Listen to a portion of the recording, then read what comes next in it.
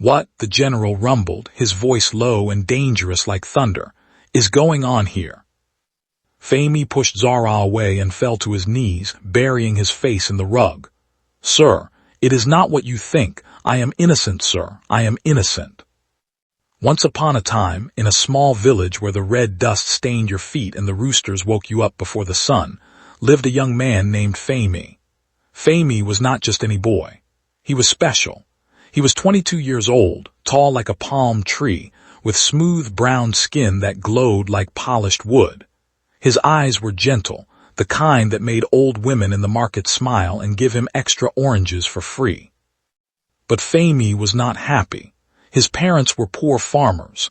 Every day they worked until their backs bent like bows, yet they barely had enough to eat. Femi looked at his father's cracked hands and his mother's tired eyes, and he made a vow. "I will not suffer like this," he whispered to the wind one evening.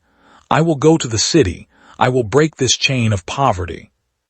He remembered his childhood friend, Kakai, who had moved to Lagos 2 years ago. Kakai always called with stories of bright lights, big cars, and easy money. Femi packed his small bag. He took his few shirts, his Bible, and the small money his mother had tied in a handkerchief. With tears in her eyes, his mother blessed him. "Go well, my son. Remember who you are. Do not let the city swallow you." Lagos was not what Femi expected. It was loud. It was crazy. Cars honked like angry beasts, and people rushed as if the ground was burning their feet. He found Kakai living in a small, tight room in a crowded compound.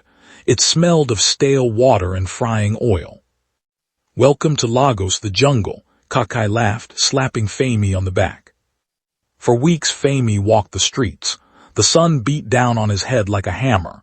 He went to restaurants, he went to hotels, he went to construction sites. Every answer was the same: no vacancy. His shoes began to wear out. His hope began to fade.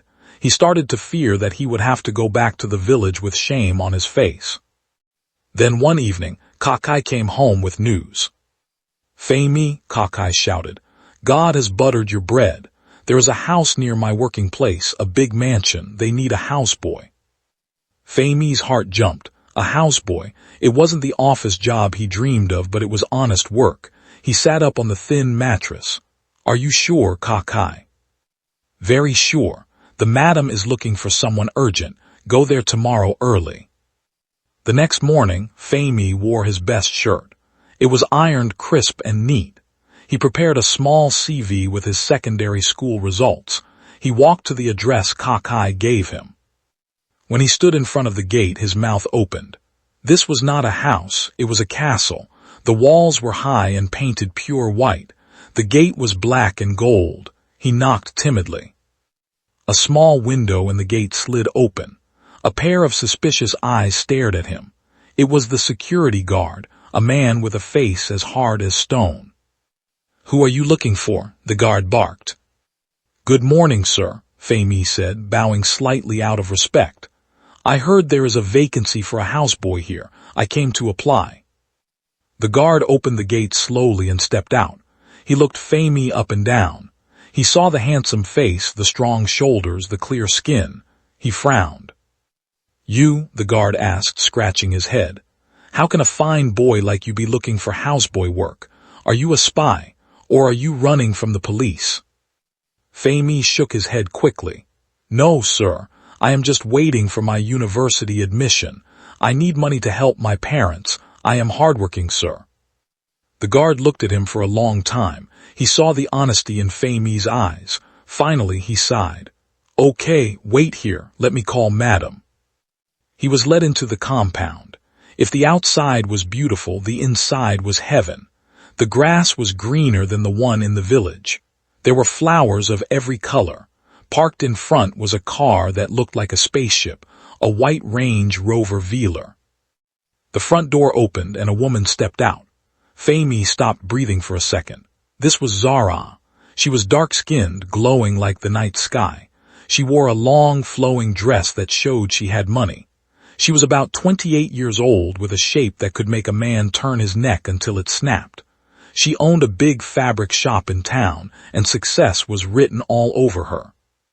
She was holding her car keys ready to go out, but she stopped when she saw Femi. She blinked. She looked at the security guard, then back at Femi. "Samson," she asked the guard, pointing at Femi, "who is this?" "Madam," the guard said, "he says he wants to be the houseboy." Zara's eyebrows went up. She walked closer to Femi. She smelled like expensive perfume and roses. "You, a houseboy?" "Yes, ma," Femi said, looking at his feet. "I need the work, ma. I am hardworking." Zara looked at his hands. They were clean. She looked at his face. It was innocent. She had expected an older man or someone rough, but this boy looked like a prince in disguise. "What is your name?" she asked softly. "Femi, ma." "Femi," she repeated, tasting the name. "Are you sure you can clean? You can wash? This is a big house." "I can do it, ma.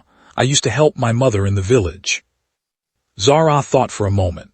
Her husband, General Bayo, had been gone for 3 years on a peacekeeping mission in Iraq. The house was big and lonely. Having someone around, especially someone who looked like this, felt strange. But she needed the help. "Okay," she said finally. "Resume tomorrow, don't be late." Femi smiled, a smile that lit up his whole face. "Thank you, ma. God bless you, ma." He walked out of that gate feeling like he was flying. He had done it. He had entered the golden cage.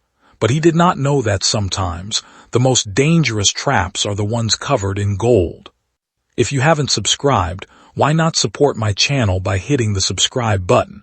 It would really go a long way for me. Thank you. Femi resumed work the next day before the roosters in the village would have even crowed. He arrived with his small bag, ready to work. Zara showed him around the mansion. "This is the living room," she said, pointing to a room with sofas so soft you could sink into them. "You must dust the glass tables every morning. Do not break anything." "Yes, ma," Femi nodded, his eyes wide. "This is the kitchen. You will help with cooking sometimes. And this," she opened a door to a small but neat room near the back, "is where you will sleep." Femi put his bag down. The room had a fan and a real mattress. It was better than where he stayed with Kakai. He felt lucky. His work began immediately. His first task was to wash the white Range Rover. Femi took off his shirt because of the heat. His muscles rippled under his brown skin as he scrubbed the car. He worked with joy, singing a small village song. Upstairs, behind the tinted glass of her bedroom window, Zara stood watching. She was supposed to be getting ready for her shop, but she couldn't move. She watched how the water ran down Femi's chest. She watched his strong arms moving in circles. She felt a dryness in her throat. "He is just a boy," she whispered to herself, turning away from the window. "Zara, behave yourself. You are a general's wife." But thoughts are like seeds. Once planted, they grow. Life in the mansion settled into a routine. There was only Zara and her 7-year-old son, Kola. Kola was a sweet boy who missed his father. Femi quickly became his big brother. After finishing his chores, Femi would sit on the rug with Kola and help him with mathematics and English. "Uncle Femi," Kola asked one day, "why is my daddy not here?" Femi patted the boy's head.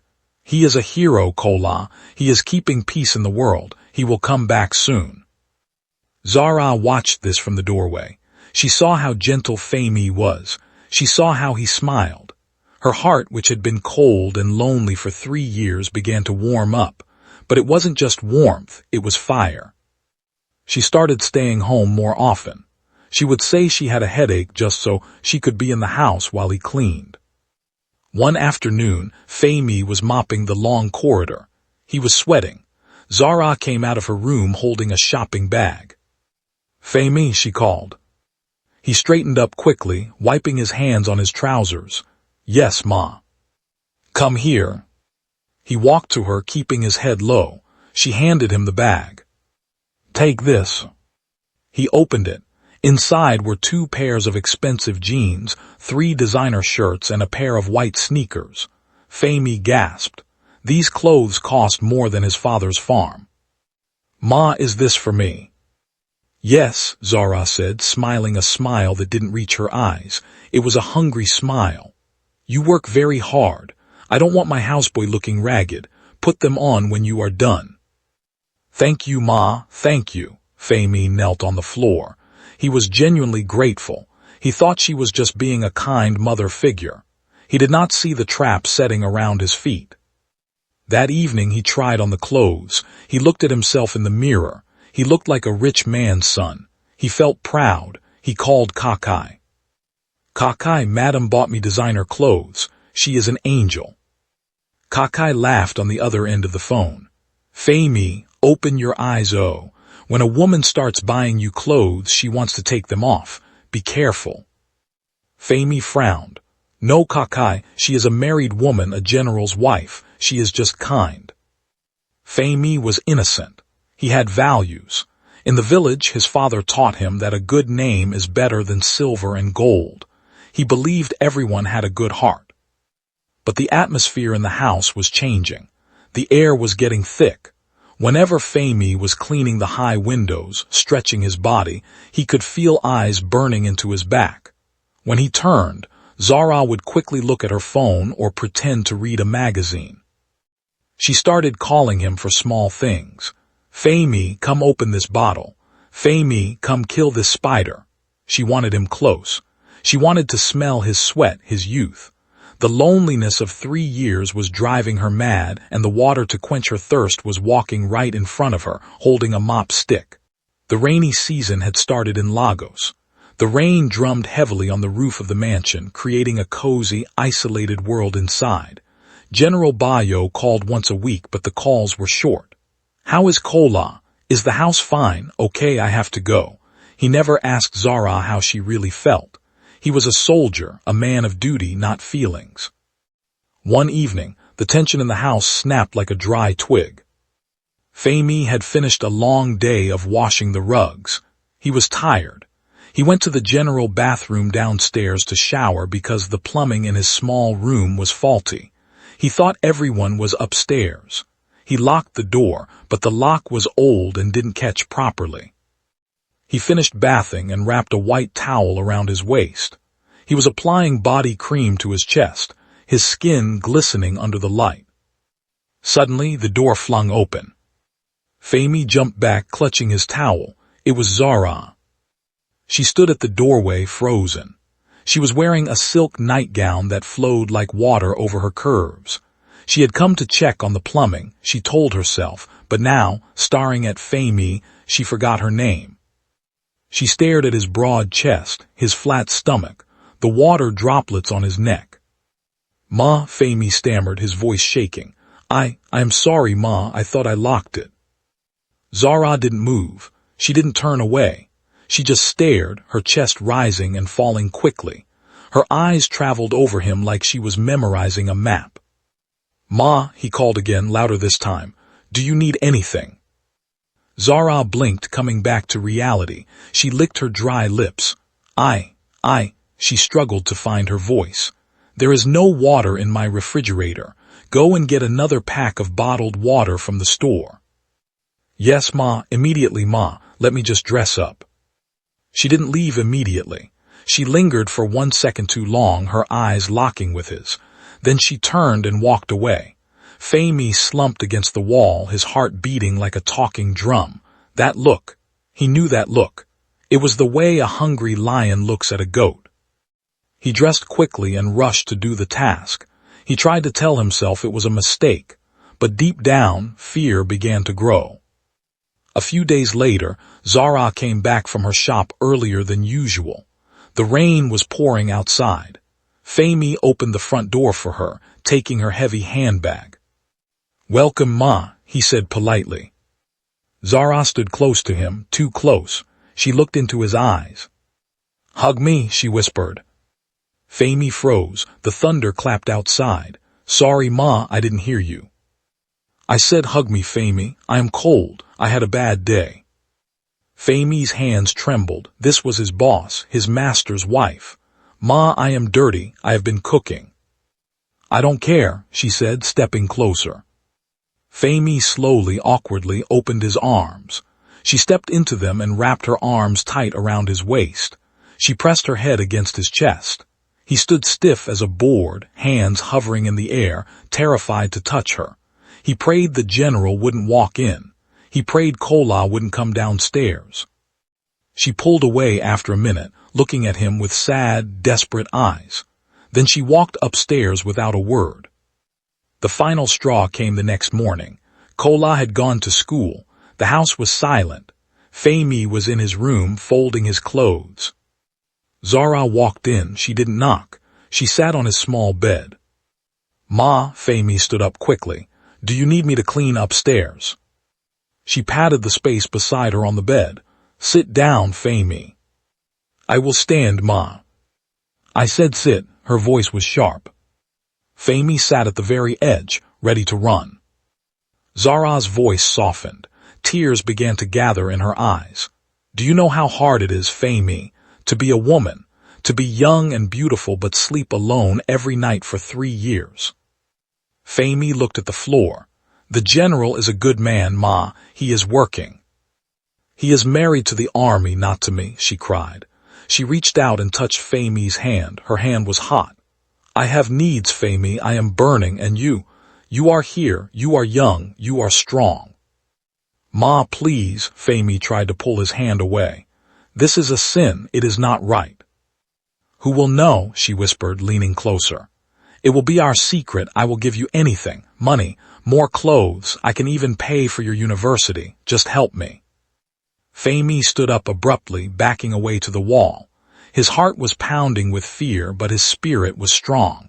He remembered his father's voice. "A good name is better than gold." "Ma," he said, his voice shaking but clear. "I cannot do it, not because of the general, but because of God and," he paused, swallowing hard, "I am a virgin." Zara stopped crying. Her mouth dropped open. She looked at this handsome, 22-year-old boy in Lagos, staring at her with terrified eyes. "You are a what?" "I am a virgin, Ma.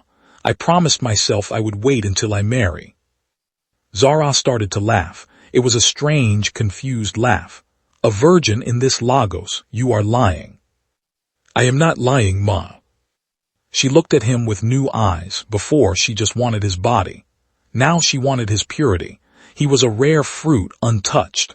The desire in her eyes didn't die, it exploded. "We shall see, Femi," she whispered, standing up and wiping her tears.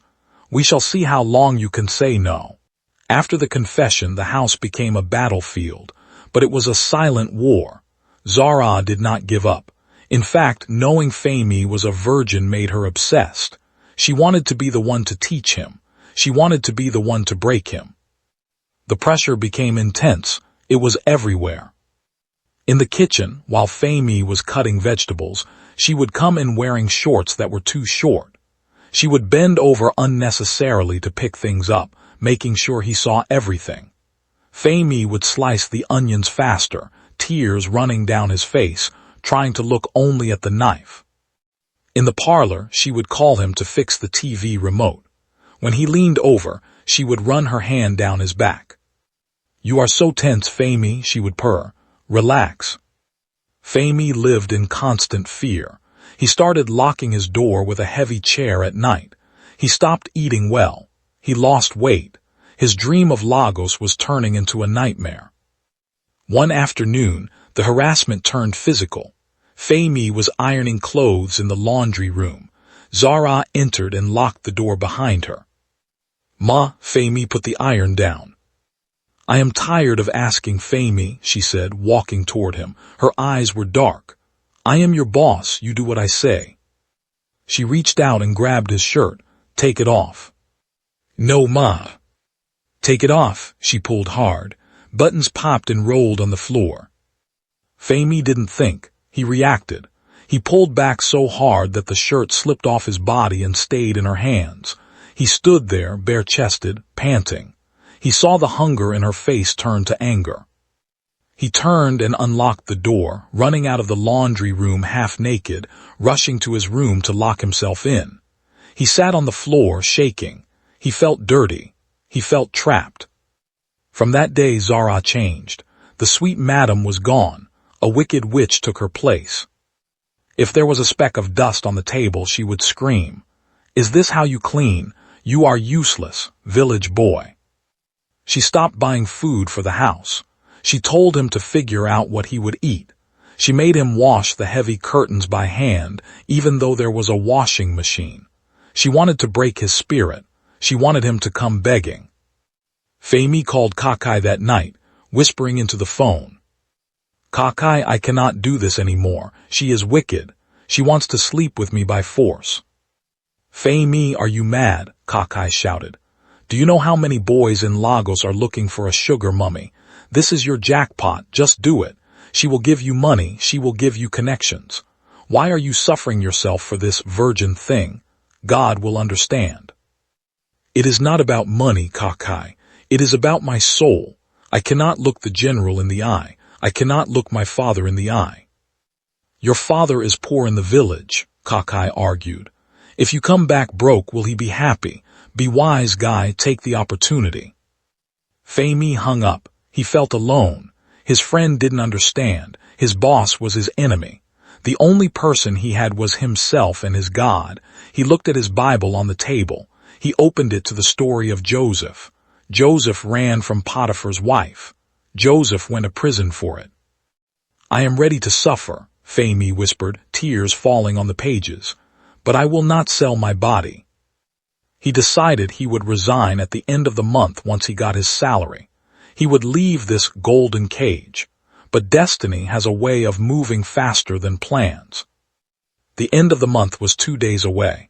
Zara was growing desperate. She knew he might leave. She needed to claim him. She planned one final big move. She sent Kola to a friend's house for a sleepover. She gave the security guard, Samson, a bottle of expensive whiskey and told him to enjoy himself in the gatehouse. She was alone with Femi. The house was vibrating. The bass from the speakers shook the glass windows. It was Saturday evening. Zara had turned the living room into a nightclub. She played loud Afrobeats music, Burna Boy, Wizkid, Davido. Femi was in the kitchen trying to wash dishes, but the music was so loud he could feel it in his chest. He was scared. He knew Kola was not home. He knew something bad was going to happen. "Femi," Zara screamed from the parlor. He pretended not to hear. "Femi, come here now." He wiped his hands and walked slowly to the parlor. The sight made him stop. Zara was wearing a red dress. It was tight, hugging every curve, and very short. She was barefoot, holding a glass of wine. She was dancing, moving her hips in a way that was hypnotic. "Dance with me," she commanded, her voice slurred. She had been drinking. "Ma, please, I have work to do." "The work can wait. I am lonely, Femi. Can't you see? I am just a woman." She spun around and stumbled. Femi rushed to catch her before she fell. "Careful, Ma." He caught her by the arms. Her skin was hot. She laughed and wrapped her arms around his neck, pulling him close. The smell of expensive wine and woman filled his nose. "You caught me," she whispered, looking up at him. "Now hold me." "Ma, please." "Shhh, just dance." She pressed her body against his. The music was loud. Jibidoo day enter body. For a moment Femi was human. He was a 22-year-old boy with blood running through his veins. Her body was soft. The music was intoxicating. He stood there, stiff, while she grinded slowly against him. "You like it," she whispered in his ear. "I know you like it. Stop fighting." The music was so loud, they didn't hear the heavy iron gate slide open outside. They didn't hear the black SUVs drive into the compound. They didn't hear the boots of soldiers hitting the pavement. Samson, the security guard, had passed out from the whiskey Zara gave him. He didn't alert them. Inside the parlor, Zara had spun Femi around. She was now facing him, her hands on his chest, her face inches from his. Femi was trembling, fighting the urge to run and the urge to stay. "Kiss me, Femi," she begged, "just once." She closed her eyes and leaned in. Kriak. The heavy mahogany door of the main entrance swung open. The cool night breeze rushed in, followed by a shadow that was larger than life. Femi's eyes snapped open. He looked over Zara's shoulder. Standing in the doorway was a man. He was huge. He wore a camouflage uniform with stars shining on his shoulders. He held a beret in one hand. His face was a mask of shock that was quickly turning into a storm. Behind him stood two armed soldiers holding rifles. It was General Bayo. He had come home early to surprise his family. Zara felt Femi turn to stone. She opened her eyes. She followed his gaze. The music seemed to die, even though it was still blasting. "Honey," Zara whispered, her voice sounding like a ghost. The general looked at his wife, half naked in her red dress. He looked at the houseboy, wearing the expensive designer jeans he hadn't bought, holding his wife. The general dropped his bag. The sound echoed like a gunshot. "What?" the general rumbled, his voice low and dangerous like thunder. "Is going on here?" Femi pushed Zara away and fell to his knees, burying his face in the rug. "Sir, it is not what you think. I am innocent, sir. I am innocent." Zara stood there, shaking, caught in the web she had spun herself. The general took one step forward, his boots crushing the silence. His eyes were red fire. The lion had returned to his den, and he had found a stranger playing with his meat. Femi squeezed his eyes shut and prayed harder than he had ever prayed in his life. He had wanted to escape poverty, but now he just wanted to escape with his life. The general reached for his belt. Watch out for part 2. Subscribe to this channel and turn on your notifications bell so you'll be the first to watch when I upload it. What did you learn from this story? Drop your thoughts in the comment section. I would be glad to read them. Where are you watching from? Don't forget to hit the like button and share it with your loved ones. Thank you so much for watching. God bless you.